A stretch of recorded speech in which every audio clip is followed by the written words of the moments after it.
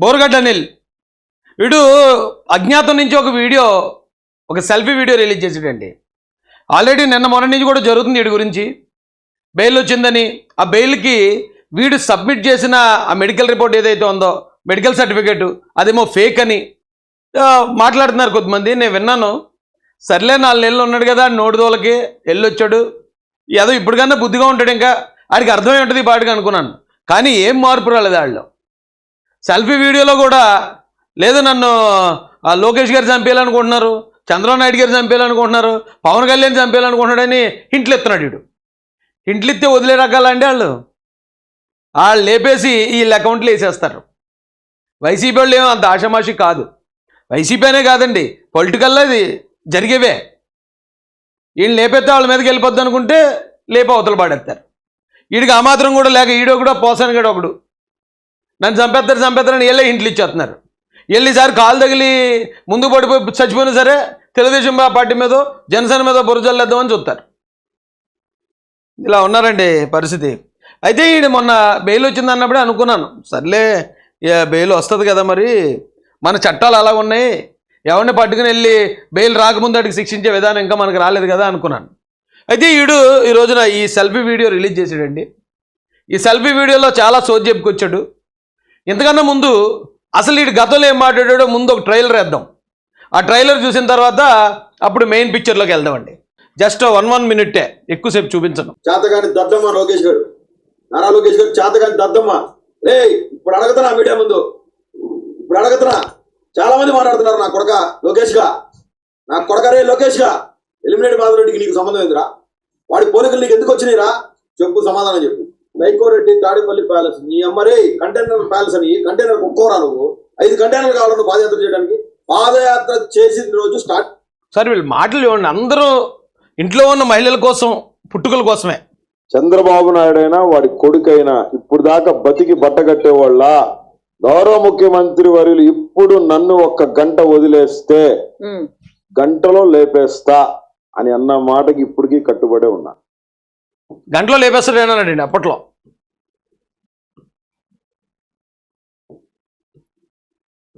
లోకేష్ గారికి చెప్పా, నీకు కూడా చెప్తున్నా, నీ అమ్మ లంజా కొడక విను. మీరు 2004 దాకా ఆగలరా? ఇంట్లో హ్యాంగర్ కి తగిలిచ్చిన సొక్కా వేసుకొని బయటకు వస్తే అన్ని తెగిపోతాయి.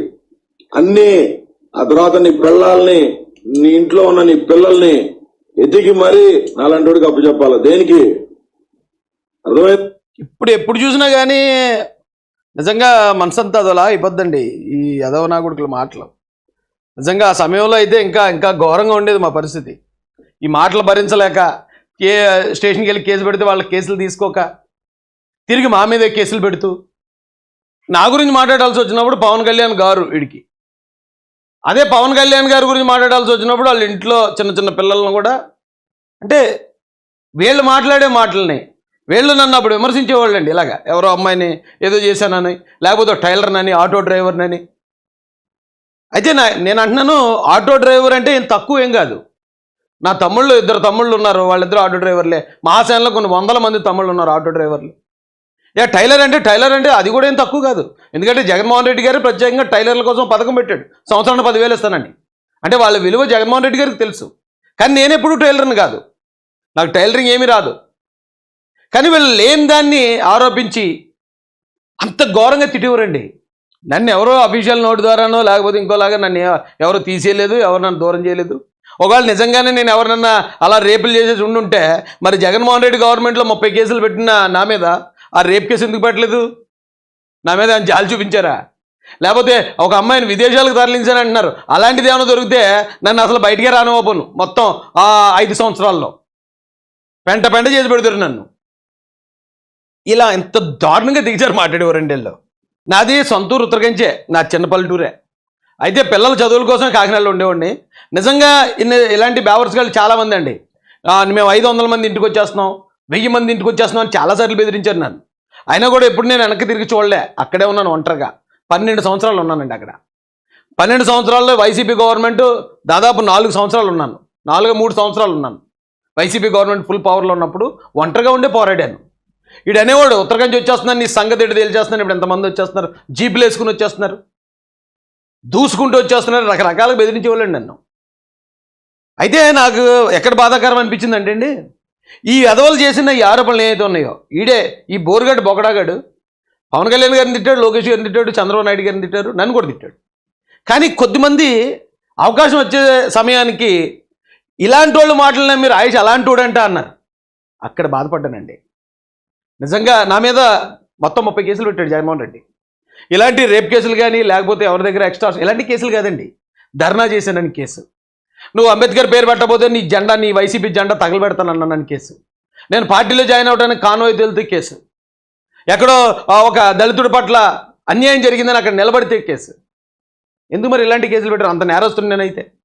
నాకు పదవి రాపోయినప్పుడు కూడా నేను బాధపడలేదు కానండి, ఇలాంటి పనికిమాలిన అందరికీ వాళ్ళు అన్నది జరిగింది, వాళ్ళందరూ ఆనందపడేలా జరిగిందని మాత్రం బాధపడ్డాను. ఎందుకంటే ఎవడి మీద అయితే నేను పోరాడానో ఆడి ముందే ఓడిపోవాల్సి వచ్చింది, ఆడి ముందే అవమానపడాల్సి వచ్చింది. అందుకని బాధపడ్డాను తప్ప నేనేం జమీందారిని కాదు, మా తాత ముత్తాతలు ఎమ్మెల్యేలు ఎంపీలు కూడా కాదు. అంటే ఇది వీళ్ళ మాటలు అప్పట్లో. ఇప్పుడు వీడి చరిత్ర ఎలా ఉంది, వీడి మాట తీరు ఎలా మారింది చూద్దాం. అయితే నేను ఇంకోటి కూడా చెప్తానండి, జగన్మోహన్ రెడ్డి గారి హయాంలో ఇలాంటి అరెస్ట్ నన్ను కూడా చేశారు. కానీ నేను ఎప్పుడూ జగన్మోహన్ రెడ్డి గారిని కానీ, సజ్జల రెడ్డి గారిని కానీ, లేకపోతే మరో నాయకుడిని అమ్మనాబూతులు తిట్టడం కానీ, భార్యలను తిట్టడం కానీ, వాళ్ళ పుట్టుకల గురించి మాట్లాడడం కానీ ఎప్పుడూ చేయలేదు. కేవలం వేరే తప్పుడు కేసులు పెట్టారు. తప్పుడు కేసుల్లో విచిత్రంగా అరెస్ట్ చేశారండి నన్ను.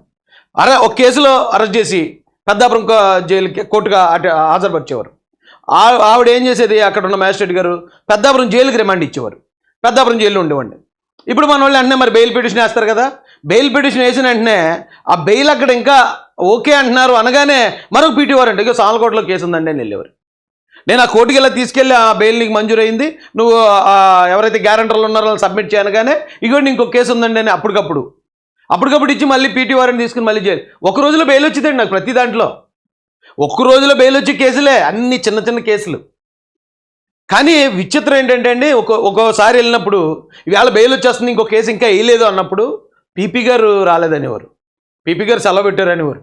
ఇంకోసారి అయితే జడ్జి గారు సెలవు పెట్టారనేవారు. మరోసారి నిన్ను ఎస్కార్ట్ తీసుకెళ్ళడానికి పోలీసులు లేరనేవారు. అంటే నేను అక్కడికి వెళ్తే బెయిల్ వచ్చేసి నేను బయటకు వదిలేస్తాను. చాలా పకడ్బందీగా చేశారండి. నన్ను కనీసం సంవత్సరం పాటు జైల్లో పెట్టాలి, వాళ్ళ ప్లానింగ్ అది.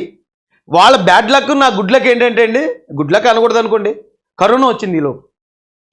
కరెక్ట్గా నేను జైల్లో ఉన్నాను. జైల్లో 10 రోజులు ఉండగానే కోవిడ్ వచ్చింది, లాక్డౌన్ పెట్టేశారు. మరో 10 రోజులకి జైల్లో ఉన్న ఖైదీలను కూడా మీరు ఇమీడియట్గా 7 సంవత్సరాల లోపు కేసులు ఉన్న వాళ్ళని ఇమీడియట్గా బెయిల్ ఇచ్చి బయటకు వదిలేండి అని సుప్రీంకోర్టు చెప్పిందండి. అంటే దేవుడు నా పక్షాన ఉన్నాడు. దేవుడు నా పక్షాన ఉన్నాడు కాబట్టి అలాంటి పాండమిక్ సిచ్యువేషను చాలామందికి బాధ కలిగించింది ఆ పాండమిక్. కానీ నా విషయంలో మాత్రం అది నాకు మేలుగా జరిగింది. ఇంకా రేపటి నుంచి కోర్టు మొత్తం లాక్డౌన్ అయిపోతుందనగా ఈవేళ లాస్ట్ బెయిల్ వచ్చేటు నేను బయటికి 22 రోజుల్లో వస్తాను బయటికి. మరి ఇడు దాదాపు 4 నెలల నుంచి ఉన్నాడు లోపల, 4 నెలల పాటు. ఆడు బయటికి రావడానికి ఇప్పుడు దొంగ సర్టిఫికేట్ పెట్టాల్సి వచ్చింది. అంటే నేనేమంటానంటే, మనం న్యాయంగా ఉంటే దేవుడు సహకరిస్తారు మనకి. దేవుడు మీకు నచ్చిన పేరుతో మీరు పిలుచుకోండి, నాకు నచ్చిన పేరుతో నేను పిలుచుకుంటాను. కానీ ఎవడన్నా ఒకడు నిజాయితీపరుడు అన్యాయానికి గురవుతూ ఉంటే, ఇలాంటి ఆ బాధలకు గురవుతుంటే దేవుడు ఖచ్చితంగా చూస్తాడు. నా ధైర్యం అదే. నా వెనకాల ఎవడన్నా ఉన్నా లేకపోయినా న్యాయం పట్ల ధైర్యంగా నిలబడడానికి నా ధైర్యం అదే. వీడి మాటలు విన్న హైకోర్టు జడ్జి గారే వీడికి మరో పని లేనట్టుందేటి, అందరిని ఇలా తిట్టడం ఎలా ఉందేంటని వ్యాఖ్యలు చేశారట. హైకోర్టు జడ్జి గారు ఆశ్చర్యపోయారు. వీడు మాట్లాడిన మాటలు ఇప్పుడు మీకు వీడియోలు చూపించాను, కావాలంటే ఈ వీడియో మొదటికి వెళ్ళని తెలుస్తుంది. ఇలాంటి భాష మాట్లాడే వాళ్ళు అసలు మనుషుల్లో ఇలాంటి వాళ్ళు ఉన్నారా అని హైకోర్టు జడ్జి గారు షాక్ అయిపోయారట. అలాంటి ఎదవీడు ఈరోజు వచ్చి నా కోర్టుల మీద ఉందండి, నేను అనాథనండి, నేను తండ్రి లేనుండండి, నాకు తల్లి ఉందండి, ఆ తల్లి నీరసంగా ఉందండి, నాకు 5 చెల్లెళ్ళు ఉన్నారండి, భార్య ఉందండి అని ఇవన్నీ ఇప్పుడు గుర్తొచ్చేయడికి. కూటమి ప్రభుత్వాలకు ధన్యవాదాలండి. ఇలాంటి సైకోగాళ్లను కూడా కుటుంబం మీద బాధ్యత కలిగిన కొడుకులుగా, అన్నలుగా మారుస్తున్నందుకు కూటమి ప్రభుత్వానికి, పోలీసు వ్యవస్థకి, ఈ జైళ్ళ వ్యవస్థకు కూడా ధన్యవాదాలు తెలియజేస్తున్నాను సార్ నేను.